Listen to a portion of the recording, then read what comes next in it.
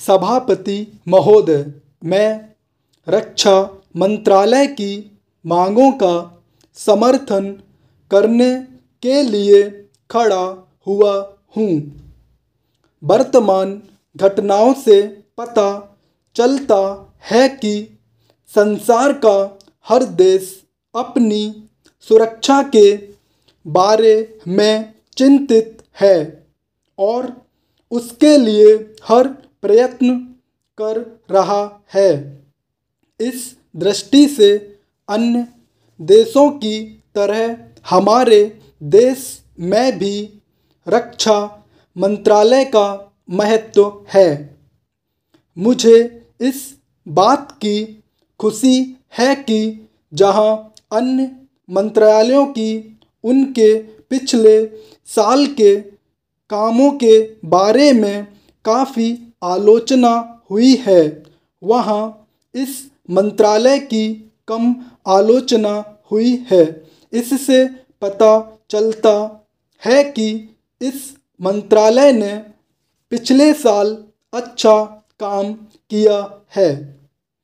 मोटे तौर पर किसी भी देश की सुरक्षा नीति का लक्ष्य यह होता है कि दूसरे देशों, खास तौर से पड़ोसी देशों के साथ मित्रता के संबंध स्थापित हों और हम एक दूसरे के मामलों में हस्तक्षेप न करें। लेकिन उसके साथ यह भी जरूरी होता है कि हम अपने देश की सीमाओं और अखंडता की रक्षा करें।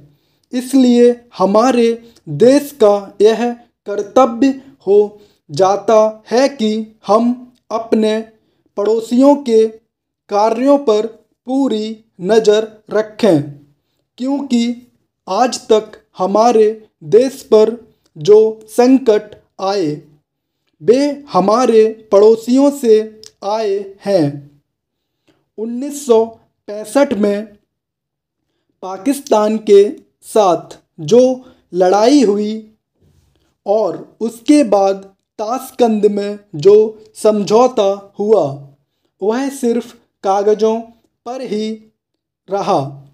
पाकिस्तान ने उस पर कोई अमल नहीं किया।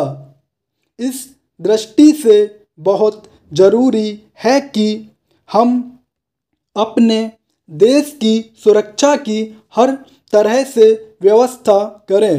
हमारा उद्देश्य दूसरों पर आक्रमण करना नहीं है, लेकिन यदि हम पर कोई आक्रमण करे तो हम में इतनी शक्ति अवश्य होनी चाहिए कि हम उसका डटकर सामना कर सकें।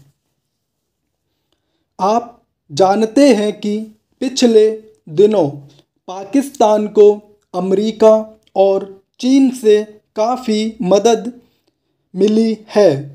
रक्षा मंत्रालय की रिपोर्ट में भी कहा गया है कि पिछले साल अमेरिका ने पाकिस्तान को 1500 करोड़ रुपए की फौजी सहायता दी है।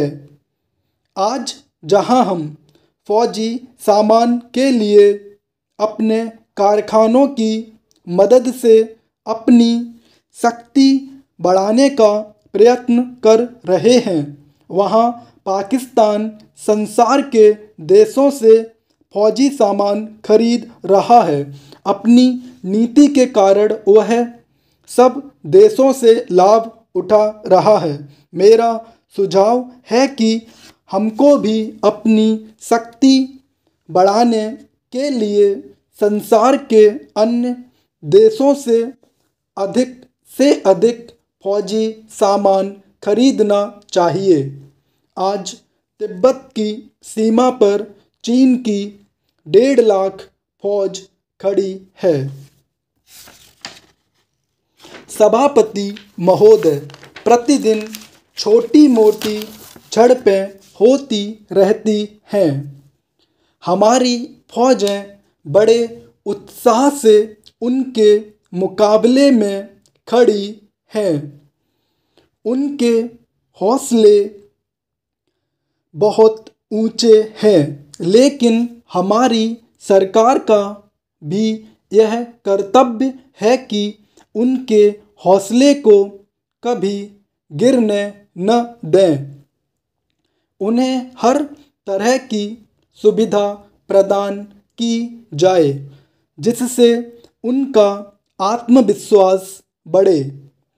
मैं मंत्री महोदय से अनुरोध करूंगा कि सरकार अपनी नीतियों के प्रचार का काम ठीक प्रकार से अपनी फौजों से करे। उनको अच्छे अच्छे हथियार दे।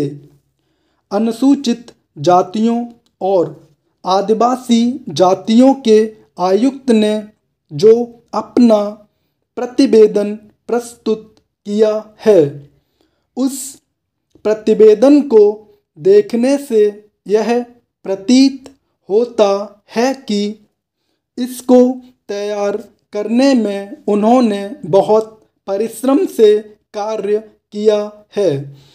इसके लिए मैं उनको और उनके सहयोगियों को धन्यवाद देता हूँ। परंतु साथ ही साथ इस प्रतिवेदन के संबंध में कुछ आवश्यक निवेदन भी करना चाहता हूँ। पहली बात तो यह है कि इस प्रतिवेदन को देखने से ऐसा प्रतीत होता है कि इन कार्यों के लिए जिस धन का उपयोग होता है वह 3 साधनों से उपलब्ध होता है: केंद्र सरकार द्वारा, राज्य सरकारों द्वारा और कुछ गैर सरकारी संस्थाओं द्वारा। प्रतिवेदन के अनुसार जितना धन इन कार्यों पर व्यय करने के लिए दिया जाता है, उतना धन पूरी तरह से व्यय नहीं हो पाता। मैं यह नहीं कह सकता कि आवश्यकता से अधिक धन दिया जाता है या कार्यकर्ताओं को वह धन प्राप्त ही नहीं होता, जिसके कारण से वह बिना खर्च हुए बच जाता है। मैं तो यह चाहता हूँ कि जितना धन दिया जाता है उसका पूरा उपयोग हो और आयुक्त को यह न कहना पड़े कि इस कार्य के लिए जितने धन की आवश्यकता थी उतना धन नहीं मिल पाया और विवश होकर हमको उस कार्य को बीच में ही रोकना पड़ा।